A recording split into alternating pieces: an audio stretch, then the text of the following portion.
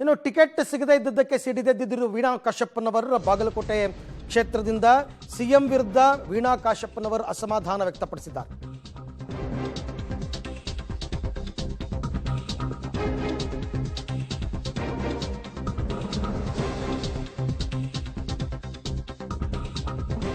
ಮುಖ್ಯಮಂತ್ರಿಯ ವಿರುದ್ಧ ವೀಣಾ ಕಾಶಪ್ಪನವರ ಅಸಮಾಧಾನ ವ್ಯಕ್ತಪಡಿಸಿದ್ದಾರೆ. ನಾನೇನು ಅಸಮರ್ಥಳ, ಸಂಯುಕ್ತ ಪಾಟೀಲ್ ಹೊರ ಜಿಲ್ಲೆಯಿಂದ ಕರ್ಕೊಂಡು ಬಂದು ಟಿಕೆಟ್ ಕೊಡುವಂಥದ್ದು ಏನಾಗಿದೆ, ನನಗೆ ಅನ್ಯಾಯ ಆಗಲಿಲ್ವಾ, ಅಭ್ಯರ್ಥಿ ಬದಲಾವಣೆಗೆ ಕೇಳ್ಕೊಂಡ್ರೂ ಆಗಲ್ಲ ಅಂತ ಹೇಳಿದ್ದಾರೆ. ಕಾರ್ಯಕರ್ತೆಯಾಗಿ ದುಡಿದಿದ್ದೇ ತಪ್ಪು ಅಂತ ಅನ್ಸುತ್ತೆ ಅಂತ ಟಿಕೆಟ್ ವಂಚಿತೆ ವೀಣಾ ಕಾಶಪ್ಪನವರ್ ಅಸಮಾಧಾನವನ್ನು ವ್ಯಕ್ತಪಡಿಸಿದ್ದಾರೆ. ಜಿಲ್ಲೆಯಲ್ಲಿ 5 ವರ್ಷದಿಂದನೂ ಕೆಲಸ ಮಾಡಿದ್ದಾರೆ, ಕಾಲಕ್ಕೆ ಚಕ್ರ ಕಟ್ಕೊಂಡು ಓಡಾಡಿದ್ದಾರೆ.